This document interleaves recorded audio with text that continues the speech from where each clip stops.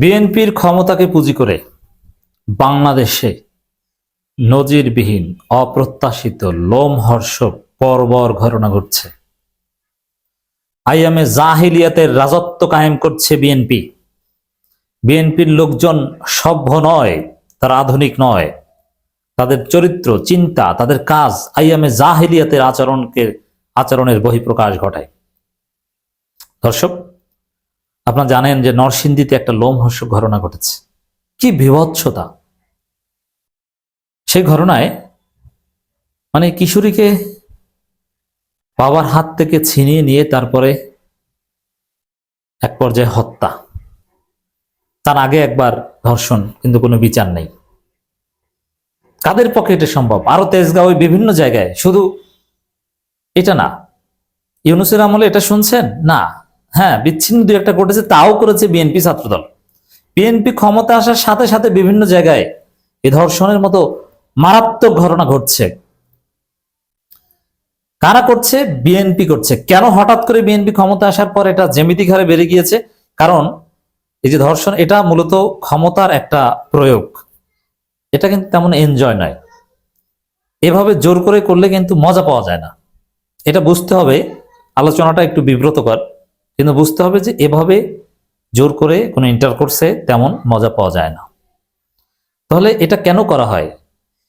এটা মূলত, I repeat, এটা মূলত পাওয়া কিংবা ক্ষমতার একটা বহিঃপ্রকাশ। যে আপনার ক্ষমতা আছে, আপনি জোর করে এটা করতে পারেন। এটা একটা পাশবিকতা, নির্যাতন। অতএব এই কাজের সাথে এনজয়মেন্টের, ইন্টারকোর্সের সম্পর্ক না, বেসিক্যালি এর সাথে সম্পর্ক মূলত ক্ষমতার। অতএব বিএনপি ক্ষমতা আসার পর বিএনপি সন্ত্রাসীরা ভেবেছিল তাদেরকে কে কি বলবে, তারা যা ইচ্ছা তা করবে। যার ফলে তারা ধর্ষণের মতো ঘটনা কনস্ট্যান্টলি ঘটিয়ে যাচ্ছে এবং তারপর হত্যা করছে। পুরো জাতি এখন নিরাপত্তা সংকটে আছে। এই বিএনপির হাতে দেশ নিরাপদ নয়। এই বিএনপির এই ছাত্ররা, এই সন্ত্রাসী গোষ্ঠী, এরা যখন রাষ্ট্র ক্ষমতায় থাকে, এই মাদক সেবী, মাদক বিক্রেতা গোষ্ঠী যখন রাষ্ট্র ক্ষমতায় থাকে, তখন সমাজ নিরাপদ নয়। হ্যাঁ, যেসব এলাকায় জামাতের এমপি আছে এবং জামাতের কমান্ড চলে, পুলিশ জামাতের এমপির কমান্ডে চলে, সেসব জায়গায় ঠিকই জনগণের নিরাপত্তা আছে, অন্য কোথাও জনগণের নিরাপত্তা নেই। কি লোমহর্ষক ঘটনা ঘটিয়ে দিয়েছে। এটার প্রথম দায় হচ্ছে বিএনপি সরকারের। কারণ তাদের পার্টির স্ট্রাকচারই এরকম যে আমরা ক্ষমতায় আসছি, অতএব তোমরা যা ইচ্ছা তা করো। এবং নির্বাচনের আগেই বলেছিল তোমরা ধৈর্য ধরো, এটা হবে। দর্শক, খবর দেখেন, নরসিংদীতে অপহরণের পর কিশোরীকে হত্যার ঘটনার মামলায় বিএনপি নেতা সহ গ্রেপ্তার 5। পত্রিকা আবার ওইটা লেখে না, আসল ঘটনাটা লেখে না। বিএনপি নেতা সহ গ্রেপ্তার 5, এর মানে বিএনপি নেতা গ্রেপ্তার। কারণটা কি? একটা পর্যায়ে জামাত শিবির জনতার প্রতিবাদের ফলে বিএনপি নেতাকে গ্রেপ্তার করেছে। অনেক জায়গায় মামলা নেওয়া হয় না। তেজগাঁওয়ের একটা ঘটনা মামলা নেয় না, হত্যা করে ছোট বাচ্চা শিশু ধর্ষণের পর হত্যা করে লিফটের নিচে যে গর্ত, ওইখানে রেখে দেওয়া হয়েছে, কিন্তু মামলা নেয় না। কেন মামলা নেয় না? এর সাথে জড়িত ছাত্রদল বিএনপি। এদেশের পুলিশ সবচাইতে নিকৃষ্ট দালাল। পুলিশের চাইতে নিকৃষ্ট কোনো প্রাণী হয় না। এবং এই পুলিশগুলো আমি নিজে দেখেছি, যত বড় অপরাধ করুক না কেন কিচ্ছু বলবে না বিএনপিকে। হ্যাঁ, বিএনপির উপর থেকে যখন বলা হয় যে বিএনপি করুক, তারপরও তুমি ধরো এইটাকে, তখন ধরে। ওদের কোনো মেরুদণ্ড নাই। ওদের চাইতে নিকৃষ্ট কোনো প্রাণী হয় না।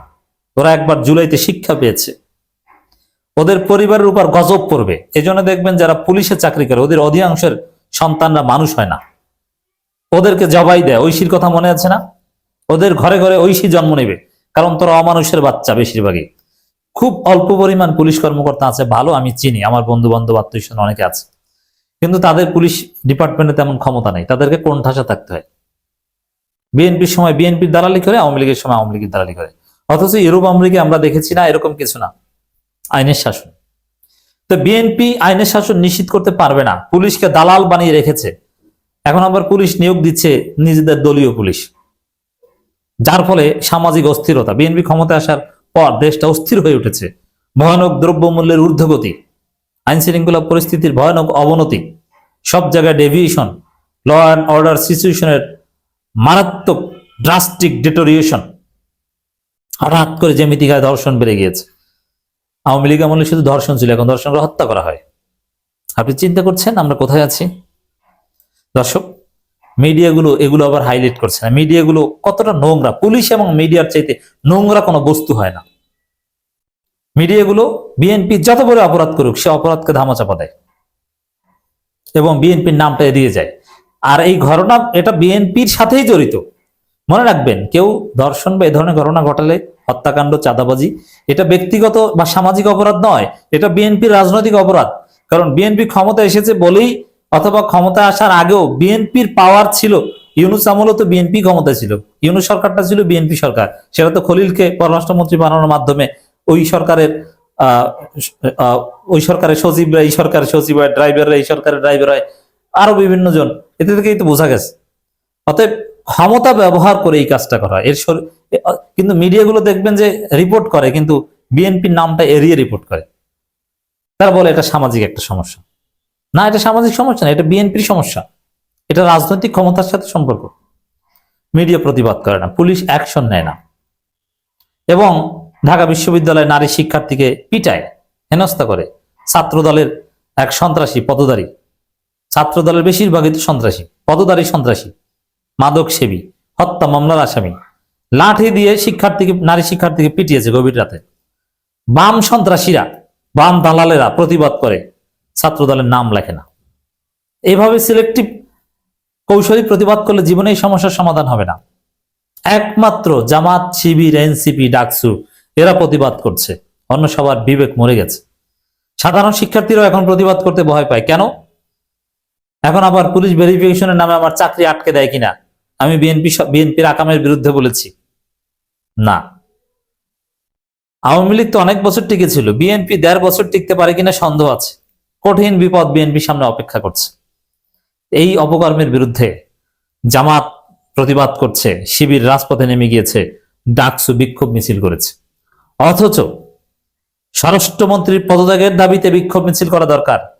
আইন শৃঙ্খলা পরিস্থিতি রক্ষা করতে পারো না, নিজেকে ডিফেক্টো প্রধানমন্ত্রী ভাবো। ভারত বসিয়েছে। মনে রাখবেন, এই সরকার তারেক রহমান সরকার নয়।